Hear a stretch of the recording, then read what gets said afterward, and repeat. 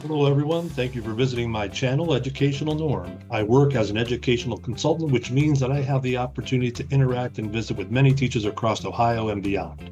Those interactions have driven me to tell their stories and their ideas on education. The goal of Educational Norm is to provide an informational network that focuses on positive aspects of education, the people preparing students for the future of our world. Join us each week for a new interview, and please subscribe and share the channel with others that you think may enjoy the program. Thank you and enjoy the show. Hello, everyone. Today we have Danee Pinckney from Twinsburg City Schools.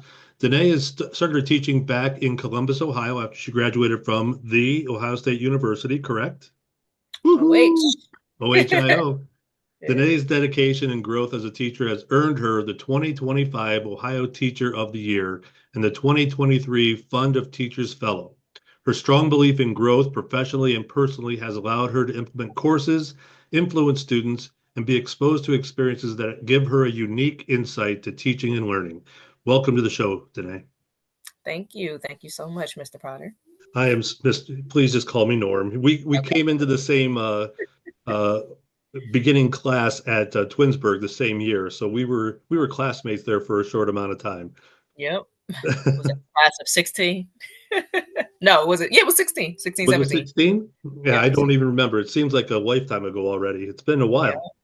it So has. I was so happy that you agreed to this because I've always admired the work that you've done and the work that you're currently doing. And when you got the Ohio Teacher of the Year, I thought, how deserving. So again, congratulations. Um, to give the background of who you are, I know you started in Columbus and you graduated from the Ohio State University, but tell me about your educational journey, how you got where you're at now. Absolutely. So I always knew I wanted to be a teacher. Growing up, that is the one constant that I always had in my storyline. So I wanted to be other things too, but I always wanted to be a teacher. So I'd be like, I want to be a singer and a teacher. I want to be an author and a teacher. I want to be an actress and a teacher. But it was always I wanted to do both. I just wanted to be that cool teacher that was like, I'm also a mega star, but I teach. Um, and so I probably found my love for education through my mom, who is also an educator currently in Euclid, Ohio. And then through my own teachers that I had experienced throughout my childhood. So, starting with kindergarten, I had a wonderful teacher, Miss Barbara Brooks. And then throughout my growing up, like my third grade teacher was the teacher that made me think I wanted to teach third grade because she was so amazing. She was so fun. And she was, to this day, I don't think I've ever heard of anyone that teaches like she does, Miss Davis in third grade. So we never raised our hands in that class. It was always some weird way to signal that you knew the answer. So she'd be like, all right, flop like a fish. And everyone would like fall on their desk and go boo, boo, boo, boo. Uh, Give me an owl hoot, and we'd all have to do this and go hoo hoo hoo. And so it was just like there was never anything normal in that woman's class, and I loved it because we were all locked in, and if you walked in, it was just chaotic, right? And so I say all the time that is I model my class after Miss Davis because I believe in organized chaos. Like as a student, I feel like that's so important. And then get to junior high school. I mean, I've had great teachers every year, but my junior high teachers, I had the Altmans. I had a husband and wife, Oh, seventh grade and wow. eighth grade, and they were fantastic. They loved me. I felt like I was their kid. Actually, funny story. Miss Altman, when she was pregnant with her children, she was the first person that let me touch her belly, and I felt like a baby. So that was my first time feeling a baby move was in one of my teachers. She wasn't even in my teacher at that point. I was going back to visit her.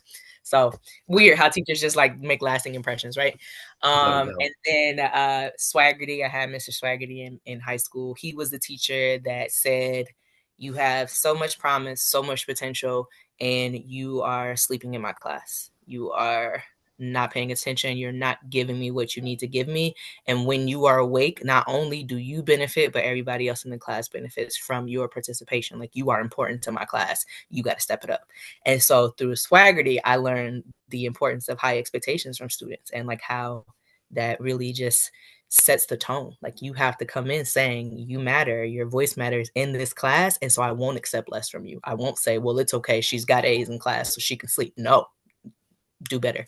And so that, I mean, all of those people, like I said, fed into me wanting to be an educator, knowing this is my calling, confirming that this was my calling. Um, I went to Ohio State on a full tuition scholarship. And then My degree was in education, but I didn't get a certification because of the way the programming was. And so I actually took the alternative licensure route to become an educator. And that's really shortening the story, but that is how Sure, yes. there's way more steps to that part. But yes, so there you have me. I did not know any of that. So where did you grow up? So I am an Army brat.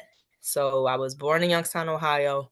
Um, Went to school in North Carolina, Texas, South Carolina, and then we moved back to Ohio when I was in junior high.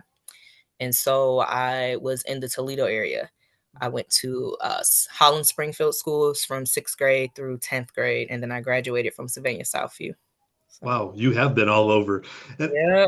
I Mm-hmm. think that experience of moving is a huge part of your growth. There's just being exposed to so many different people and cultures. I think that Absolutely. probably lent itself a lot to what you do now. Absolutely. Oh, for sure. So I mean, my dad is probably the person that I attribute with my like fostering my love of Black history and Black culture because he has always been just like this very militant Black Panther type of guy. And I would say he handed me Malcolm X the autobiography of Malcolm X when I was probably 8. Um, but being in military schools was a completely different upbringing from when I left them. So, like, you're in the military school, you are with so many different types of students, so many different types of teachers.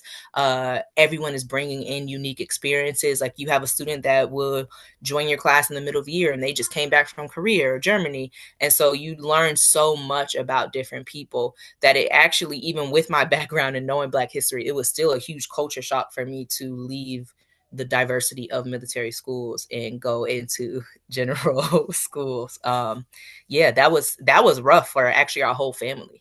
So, I'm sure that is a huge cultural shock, and it's even though it's very diverse, you all have that same like-mindedness when it comes to beliefs because of the military.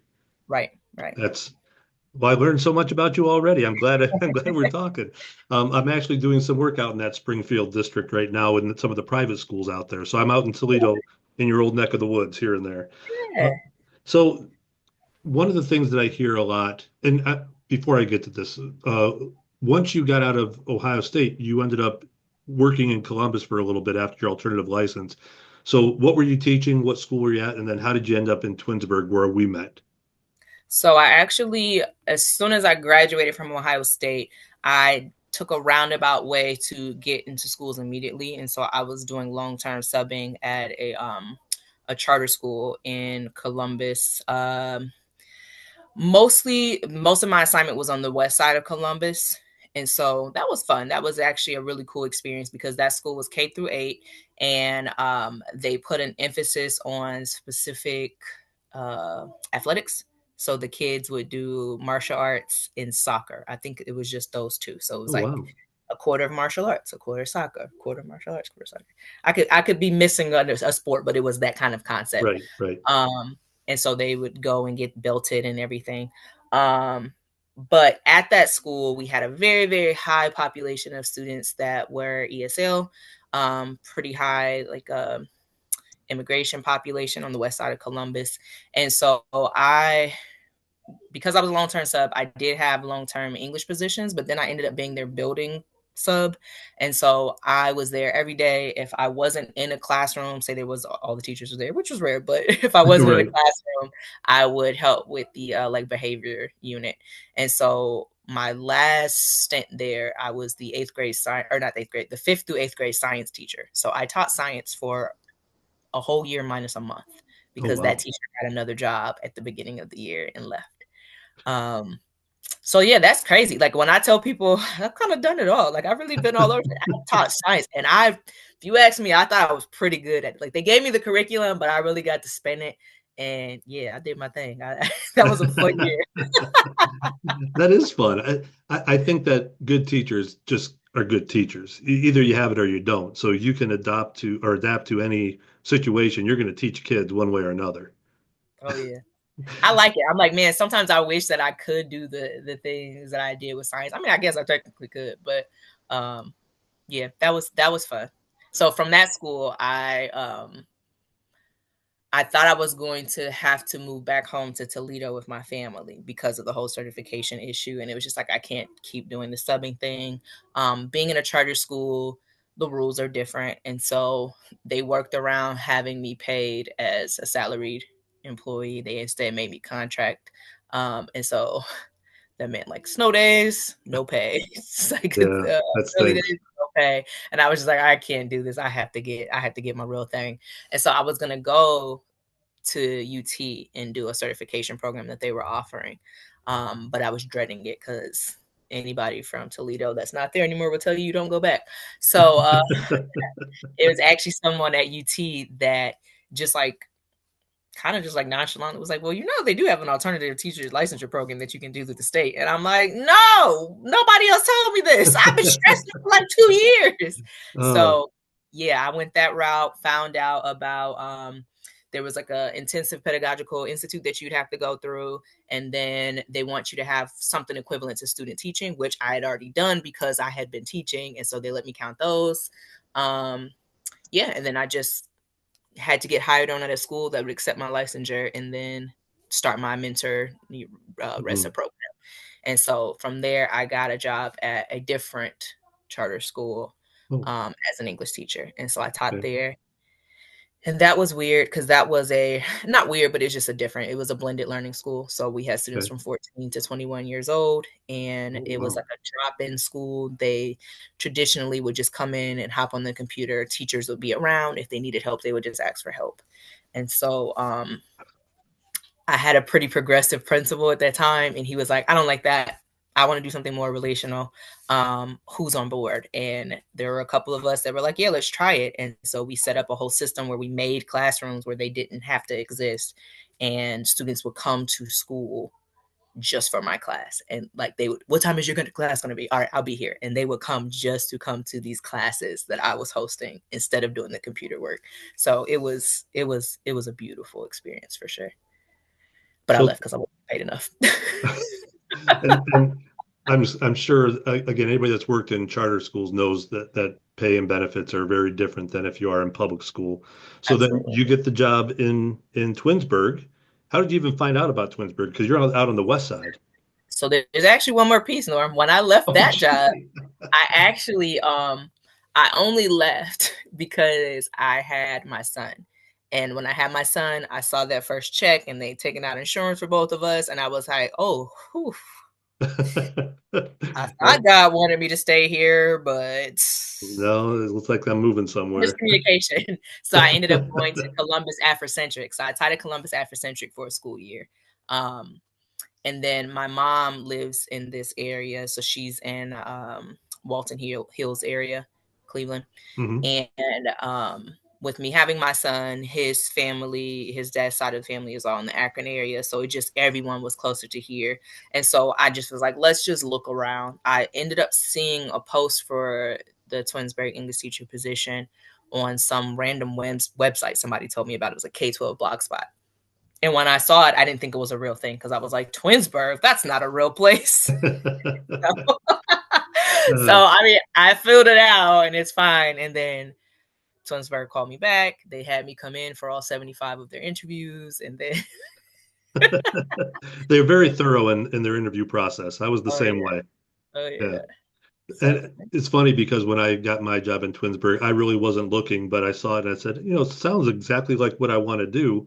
So I applied just on a whim and I ended up there as well. But again, it was multiple interviews, very thorough with a lot of people. But obviously, they hired a great person in you. So that's a great thing. They found the right person. So now that you have your job in Twinsburg and you've been working there for what has it been now? Geez, this is nine my 10th. years? This is me going into, yeah, my 10th year. I think after this, it'll be 10.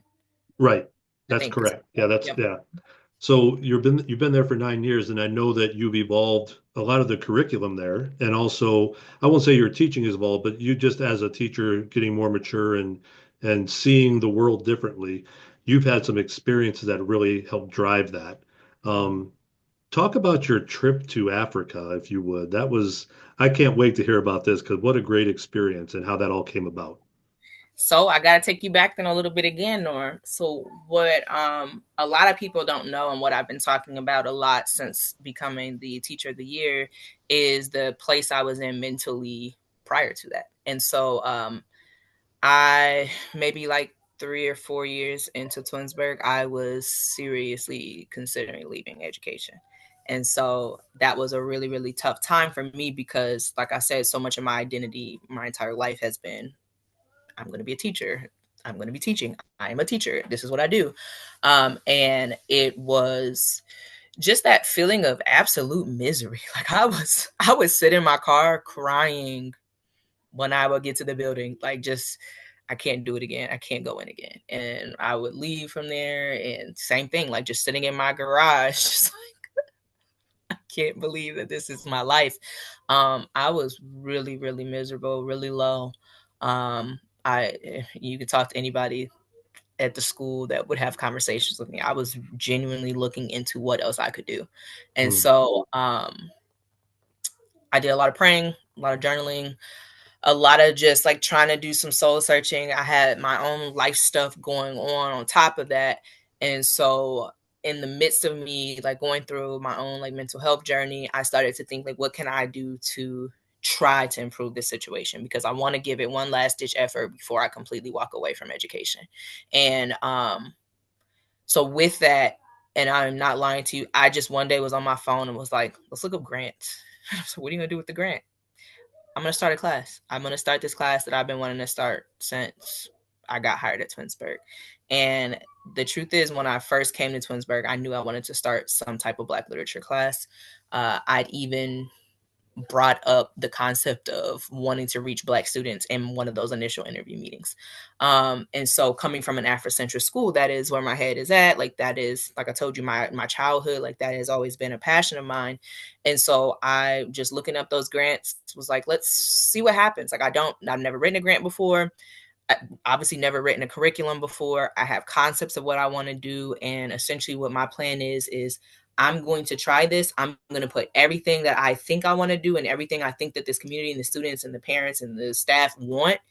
I'm going to put it all into this class and into this grant so that there will be no limits. Like I want to be able to say, if I need this money, I'm not begging anybody for it. I'm not trying to like put nickel and dime it. I'm not begging the students for it. Like I understand my student population. I want to just be able to say, it's done. We're having these experiences. It's done. We're doing this to make this class, this vision come true. And so I did receive that first grant from the GRR Foundation.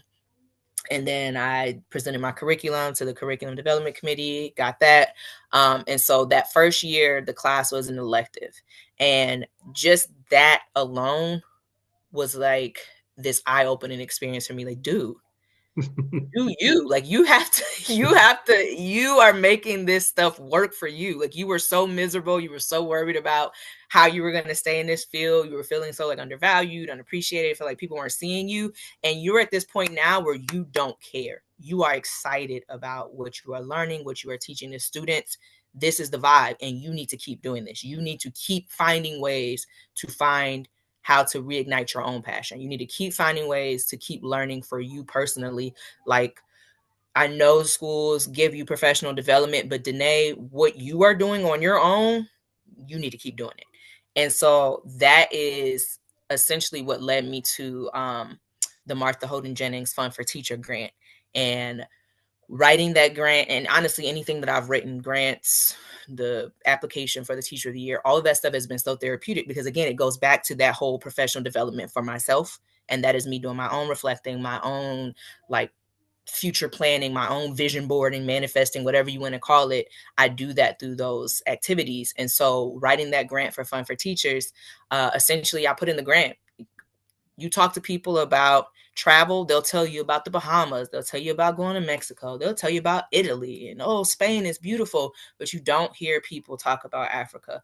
And when you talk about what I feel most connected to, it is my Blackness, and my Blackness is rooted in this. And I don't like it that you don't meet people that have actually been to Africa. So in that grant, I say it's like talking about Narnia. Like it's a place that we know exists, and Black people, it's like the Mecca, but nobody's actually been. Or I know a friend of a friend that went and they said it was great. And so I said, this is exactly what I'm teaching, though. Like I'm teaching my students about a place that most of us don't really have anything to talk about on from personal experience. So I want to be able to go. I want to be able to reconnect with my own history, my own lineage, my ancestors, and then bring that back to my students and hopefully encourage them to do the same. And so I got that grant and I was able to travel to 3 countries in Western Africa. So I went to Ghana, Togo, and Benin. And those are 3 out of the 4 major stops for the transatlantic slave trade, minus Nigeria. I wasn't able to do Nigeria just because they were having some issues at that time, and I was advised not to do that. And so being there, just being able to reconnect, being able to see these places that were beautiful. Like I tell my students all the time, when I went, I was kind of discouraged by the way other people talked to me about it prior to going. So like even my doctors, I'm having to go and get my vaccines and whatnot. And they're just like, you just need to be careful of this. If when you're sleeping in the hut, watch out because the bats are there and you got to watch out this because of rabies and just remember don't take blah, blah, blah. And it's just like, I intentionally found really nice resorts and I stayed in very nice resorts because it was important to me to be able to say, you don't know the full story. And this is symbolic because that is what Black people are saying. When you talk about our history, our literature, our culture, you don't know the full story. You have one side of it that you think you know. And I want to show you that I have pools and infinity pools and I have all the different buffets and chefs and cuisines you can think of. Like that was so important to me. And so yes, I did go to places that you would see in your stereotypical views of Africa, but I also went to these places and I got to show the students just the vastness, the diversity that existed in this place. Showed them the beauty of it. Got to meet some wonderful people. Accidentally, I met somebody that was connected to a school that had just been built, and it was cute because I went with my mom and my son, and the kids are just following us around. Like, can you come? They're teachers. Can you be our teacher? Can you be our teacher? I'm like, I wish. Maybe I couldn't pay for this trip. Somebody else did.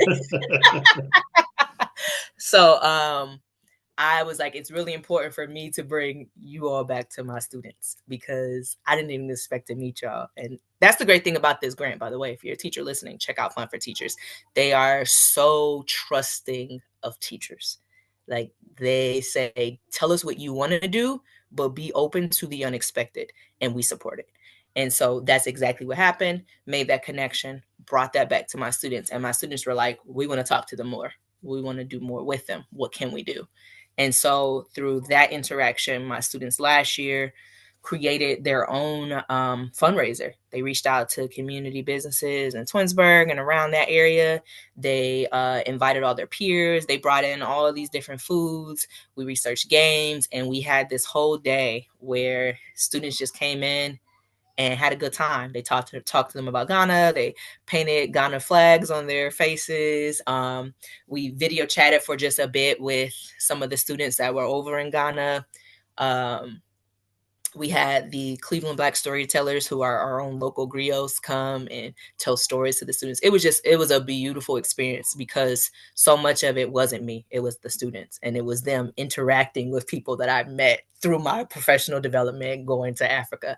And so it was just one of those full circle moments. And that's been, so far, that's the highlight of my career. Well, it's an amazing highlight. And I I sort of knew a little bit of that backstory.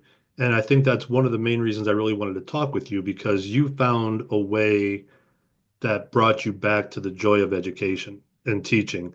And in my current position, I see a lot of teachers that are contemplating what should I be doing because I don't know if this is for me, especially post COVID. We've seen more and more teachers leaving the profession.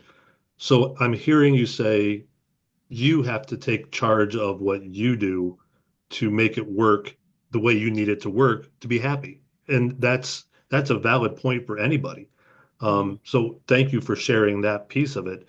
Uh, with that being said, when you're motivated to start changing things that are outside of your power, like a curriculum, Mm-hmm. what is your thought process going into that? How do you get in the right frame of mind, and what do you put together? Because you said you weren't an expert at writing curriculums or anything like that. You just said, "Here's what I need to do." Mm-hmm. So It's a lot of research. One thing that I've been really trying to be sensitive about is when I talk to other educators about this concept of pursuing your own professional development, I'm not trying to make it seem like you got the time, just do it. I know it is a lot of time. It is time consuming. I'm a single mom. I I work 3 jobs. Like I'm a busy person, and so when I talk about the things that I do to other people, they're always like, nobody has time for that, and it's just like, baby, me either. Like you're Yeah. you're not more busy than me. But my thing is, this is where my heart is. Like this is what I care about, and what I couldn't dismiss was the fact that even if I'm saying I don't have time, I am spending so much of my time being miserable. I have to make the time. And so that was like my big thing, and that's been what I'm trying to communicate is when we leave from work as teachers, some of us are not English teachers, so we don't go home with a bunch of work. No shade to the other people, but listen, we're working, right? So a lot of us though do have a lot of work that we take home, and even if we're not doing that, we're coaching, we're doing extracurricular activities, we're helping students after class with tutoring, and then at the bare minimum we are thinking about school, Hmm. right? And Without a doubt.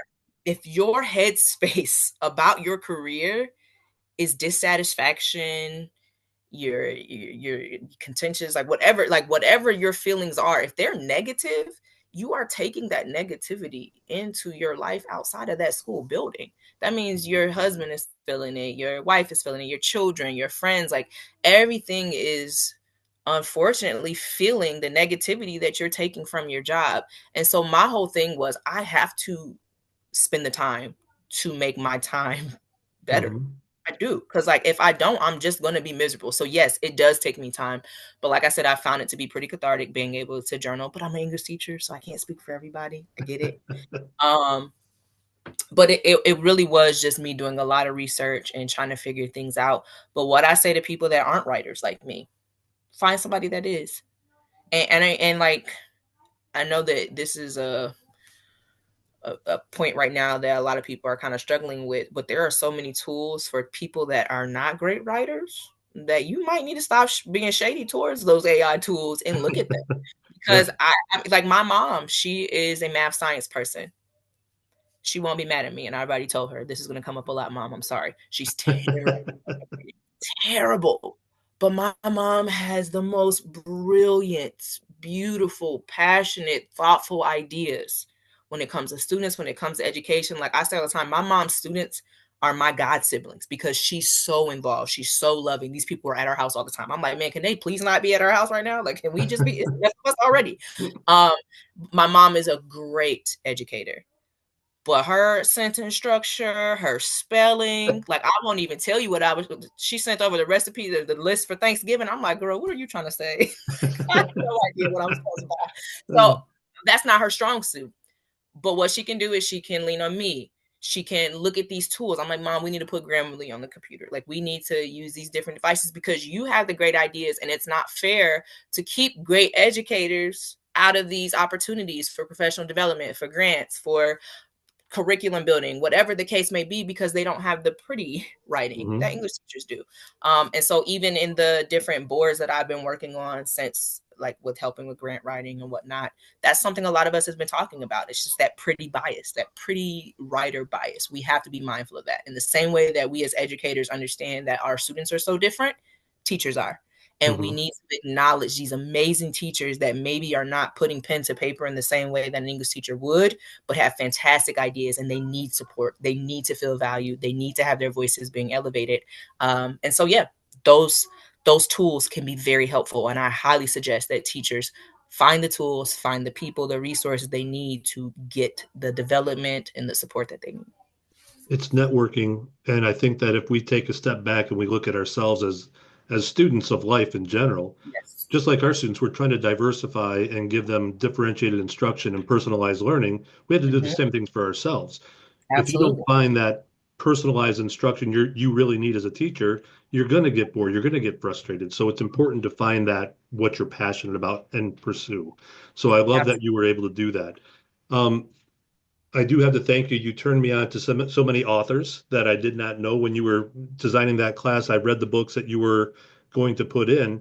And I don't know if you remember this or not, but during your presentation, I did a little research on the books that were already being taught in our school, and the average copyright date was this like 1780, which is pretty typical when I started looking at other schools as well. We are very old book centered and European centered.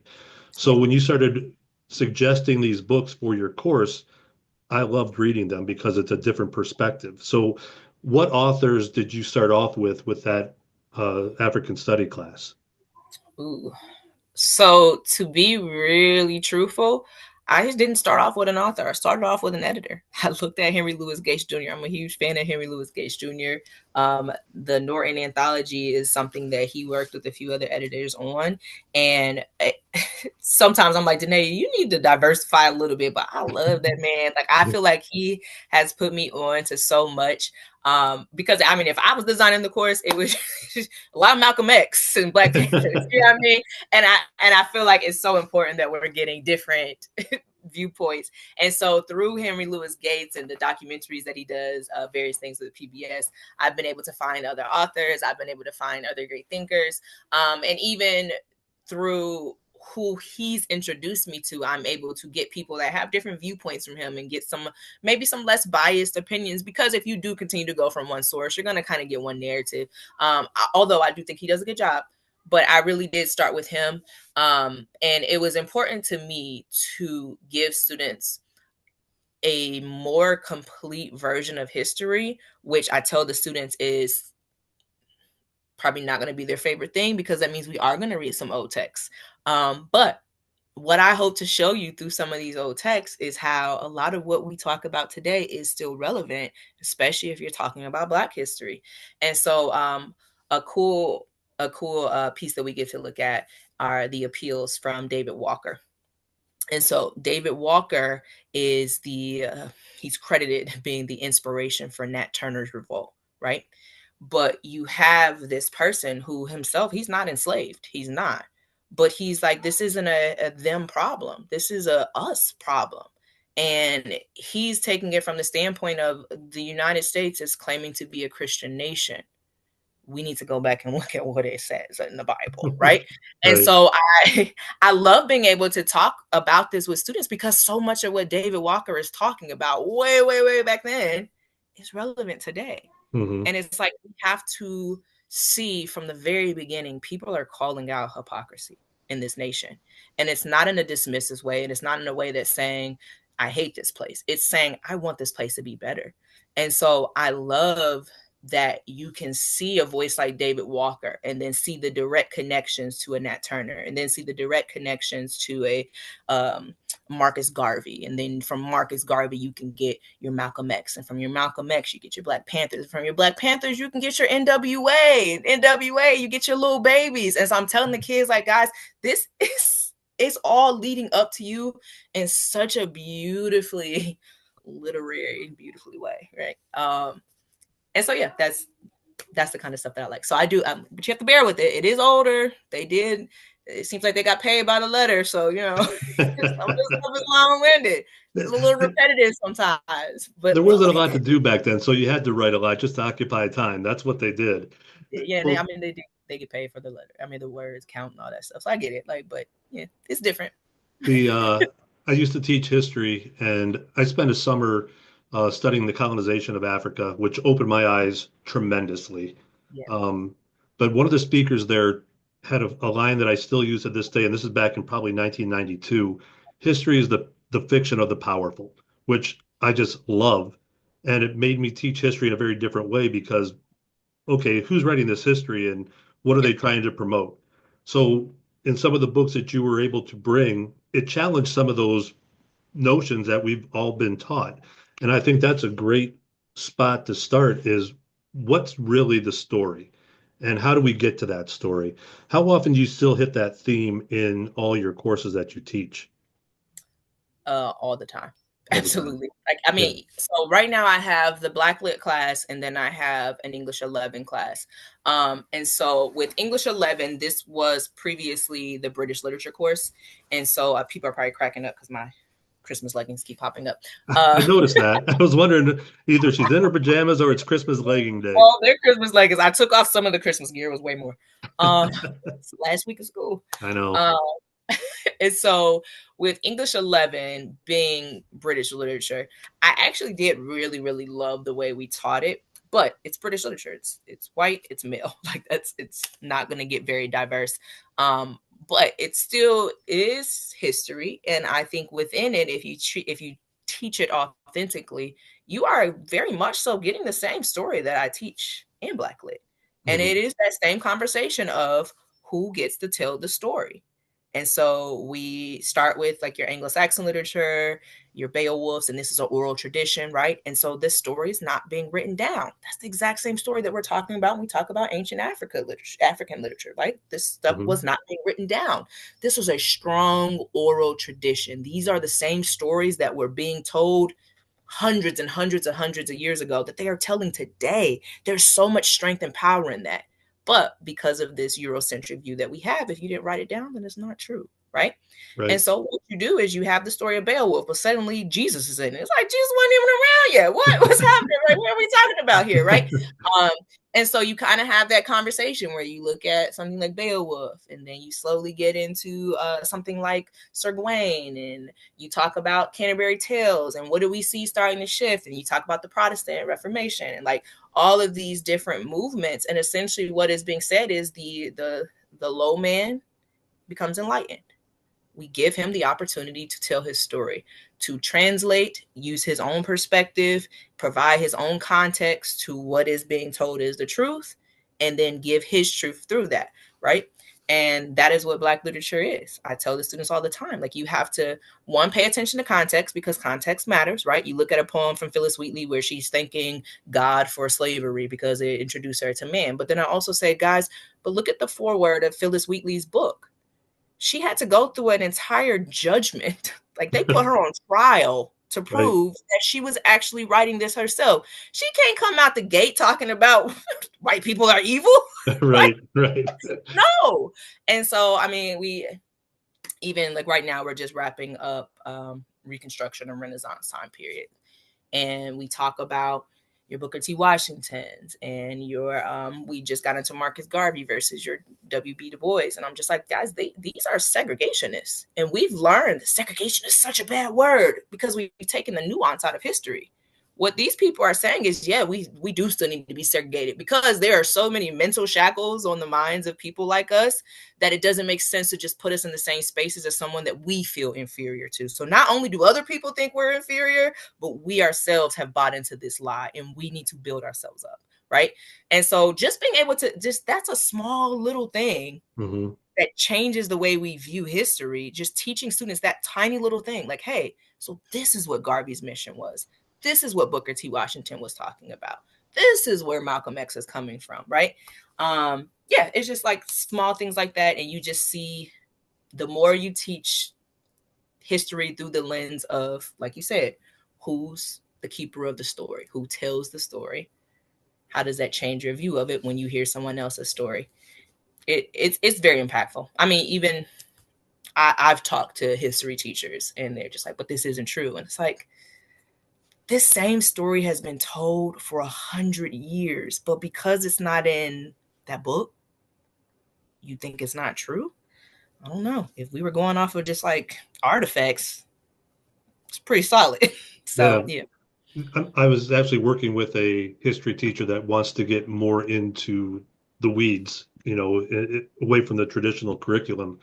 And we based the whole thing on primary documents and what was actually said when, the states left the Union. Oh, it's not about slavery. Look at the very first paragraph in every one of them. Oh, Yeah. that word pops up. It's amazing. Yeah. So little things like that it is important to go back to those source documents and also to know the history behind how things Mhm. came about. And you mentioned Nat Turner. This is actually one of the books that I'm using right now. Oh, wow. Um, it's a picture book. I love that. Oh, it's awesome, and it's a graphic novel. So it's one of those where it's presented in a way that no words and the pictures are so powerful. It's almost overwhelming just to see this graphic novel. It's a great thing. So I want to move on just a little bit and tell me what authors you're reading right now that are impacting you as a person, not necessarily as a, I know you're reading, you always do. So, okay, I can't, oh man, I don't have all my books next to me. So, I will say the most recent book that I've read that really just made me go, aha, on an educator level, but also as a woman, as a mother, as a human. Um, I have a friend, Dr. Erin Green, and she and a few of her colleagues, they're all sociologists. Is that right? Hope I'm saying that right. But they wrote a book called, oh my gosh, I'm gonna mess it up. Cardi B and the theory of trap feminism or something along those lines. Don't quote me on that because I am saying it wrong and I don't know where my book is at. But essentially it's combining studying the rapper Cardi B and this concept of trap feminism and breaking down what we think, what we know, what we say, what we feel about people that are different. And that book, like every day, I'm thinking something along the lines of what I read in that book. And I finished it the beginning of the school year. But it was really just that powerful to me because essentially what they do through this, through the lens of watching the rapper Cardi B, sorry, there goes my dog. It's all right. uh, is they talk about who gets respect in this country, right? Whose voices do we feel are valuable to listen to? And so a big part of what they discuss is this notion that Cardi B shouldn't be talking about politics. Why do we care what Cardi B is saying about politics? That's like she's Cardi B, she's a rapper, she raps about WAP, right? And what this book breaks down is one, you can go with the whole, well, Cardi B actually is pretty knowledgeable about politics. She's been involved in a lot of the different conversations around politics. You have her high school AP government teacher pointing out, like, no, I had her, this girl's smart. Like, Cardi went to school and initially was like, I'm going to do this, and school wasn't working out, dropped out, did her thing, right?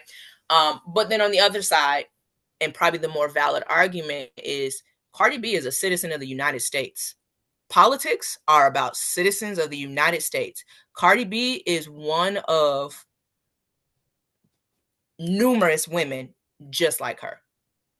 All of those women, do their voices not matter? Should they not be able to talk about what's going on with their bodies, with their taxes, with the places that they live? And so it really just kind of shifts that conversation on its head of who do we think have a voice? Who do we think have a voice in this country that's a democratic country? You know what I mean? Mm-hmm. Um, it talks about her as a mother and the way that we've treated Black women as mother historically. I was able to make connections to Harriet Jacobs, the first woman to write a slave narrative, and just in the class telling the students, like, how do we see elements of trap feminism in Harriet Jacobs' story? This is way before our Cardi B, right? But we can Mm-hmm. still see those connections.